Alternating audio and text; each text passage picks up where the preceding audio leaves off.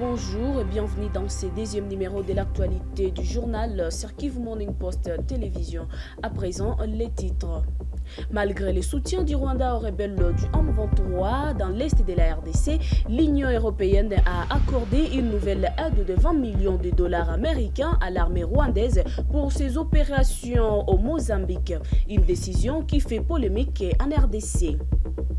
Et puis les Wazalendo qui combattent aux côtés des FARDC au Nord Kivu ne reçoivent plus de l'aide de la part de Kinshasa. L'alerte est du député national Justin Ndayishimiye qui demande au gouvernement congolais de prendre en charge le VDP qui combattent le M23 pendant ces temps. La Lucha s'oppose à la révision de la Constitution et annonce des actions de grande envergure.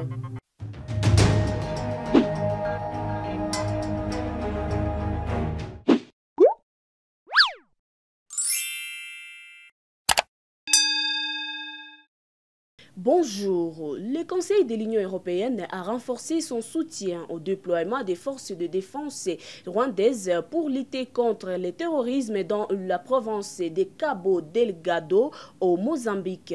L'Union européenne a débloqué une aide de 20 millions de dollars américains pour soutenir l'armée rwandaise qui combat les terroristes à Cabo Delgado.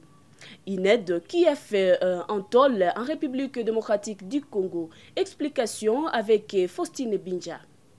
Le Conseil a adopté aujourd'hui un complément de 20 millions d'euros à une mesure d'assistance existante au titre de la Facilité européenne pour la paix afin de continuer à soutenir le déploiement de la force de défense rwandaise dans la province de Cabo Delgado au Mozambique.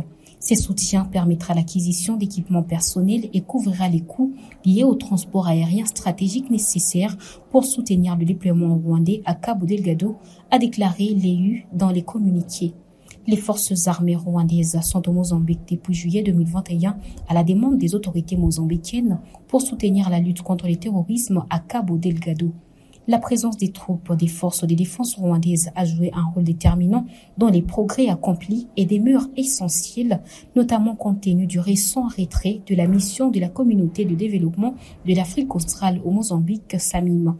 Cette mesure complémentaire témoigne du soutien de l'Union européenne aux solutions africaines, aux problèmes africains, et dans les cadres de la lutte mondiale contre le terrorisme, elle servira également aux intérêts de l'Union européenne dans la région, a expliqué Joseph Borrell, haut représentant pour les affaires étrangères et la politique de sécurité. La décision de l'EU est vue des mauvais œils par une frange de la population congolaise qui y voit un moyen de soutien au M23. Juvenal Mounoubo, ancien député national, affirme qu'il est regrettable de voir les conseils européens EU adopter une autre assistance financière en faveur du Rwanda qui pourtant agresse la RDC. Sur son compte X, il félicite la Belgique qui s'est abstenue de ses votes. Et dans la province du Nord Kivu, la société civile noyau de Bachali alerte sur le renforcement des éléments M23. Selon cette structure citoyenne et des sources concordantes, les rebelles du M23 soutenus par le Rwanda renforcent en hommes et en matériel militaire dans plusieurs axes de Massissi. Une dizaine de camions pleins de militaires ont été aperçus sur la route Kichanga-Kiloli. Suivant ces témoignages de Bahati Dounia Ambroise, président de la société civile Les Noyaux de la chefferie de Bachali. Par rapport à ce renforcement de ces éléments dans le territoire de Massissi, en particulier en chefferie de Bachali, et nous, la société civile, quand même, nous avons alerté depuis longtemps. L'inquiétude est que c'est comme si le gouvernement fait sourd d'oreille. Il ne sait pas si il y a quelque chose qui va surgir. J'ai l'inquiétude vis-à-vis à ce renforcement de ces rebelles du M23. Bientôt, ils vont encore commencer la guerre. Ils visent la ville de Goma et le village de Sac. Et la population va continuer toujours à souffrir.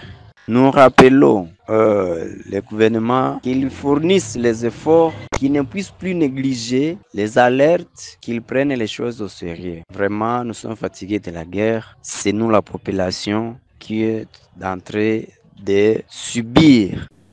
Et puis, les éléments V2P dits Wazalendo qui se battent aux côtés des forces armées de la République démocratique du Congo, FARDC, contre les rebelles du M23, déplorent les conditions dans lesquelles ils sont contraints de travailler. C'est notamment leur non prise en charge de la part des autorités congolaises. Dans une déclaration lundi 18 novembre 2024, le député national Justin Ndayishimiye, élu du territoire de Masisi, demande au gouvernement congolais de prendre en charge les VDP. Kadriama ya wazalendo ni vitu vyenye mina tumika ndani tena sana.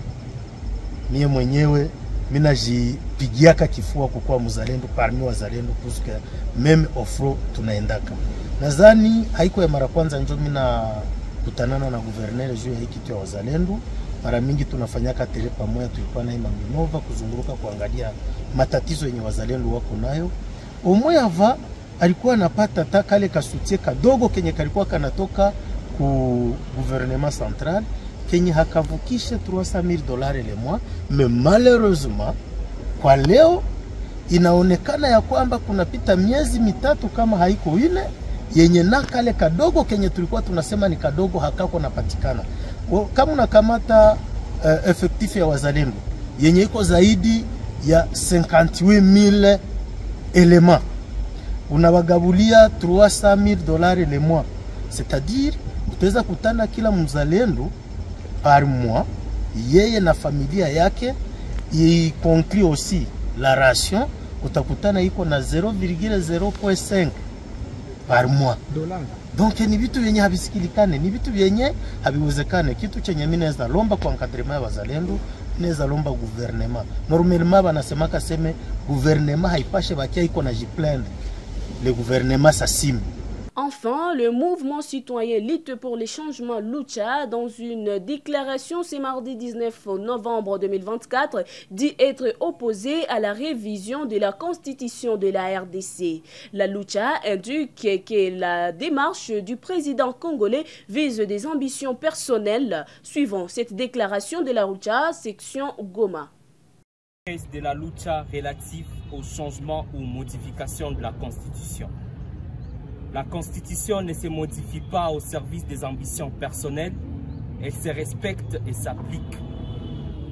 La Lucha exprime sa ferme opposition aux manœuvres sournoises et irresponsables du président Félix Tshisekedi et son parti politique de vouloir modifier la Constitution dans l'objectif de se maintenir au pouvoir au-delà de 2 mandats. La Constitution de la RDC dans son état actuel est le fruit des luttes ardues et des sacrifices énormes de plusieurs Congolais, dont des militants de l'UDPS. Toute tentative de la modifier pour satisfaire les intérêts d'un régime corrompu, incapable et répressif constitue une trahison envers la nation et ses martyrs et ne fera que rallonger la souffrance qu'endure notre peuple du fait de la mauvaise gouvernance vécue dans notre pays depuis l'arrivée de Félix Tshisekedi au pouvoir en 2019. Les récents propos de Félix Tshisekedi, qualifiant la Constitution qu'il a juré de respecter des textes des étrangers à Kisangani et alléguant à tort qu'elle impose de céder une partie de notre territoire national à Lubumbashi, traduisent une ignorance inquiétante et une tentative grossière de manipulation.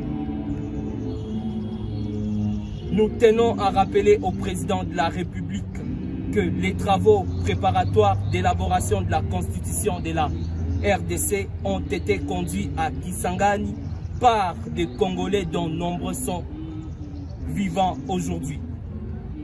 Par ailleurs, l'article 217 de la Constitution ne parle aucunement de cession des territoires, mais d'abandon partiel de la souveraineté en vue de promouvoir l'unité africaine. C'est la fin de ce journal présenté par Vanessa Habanza. Merci de vous abonner à notre chaîne de référence Kivu Morning Post.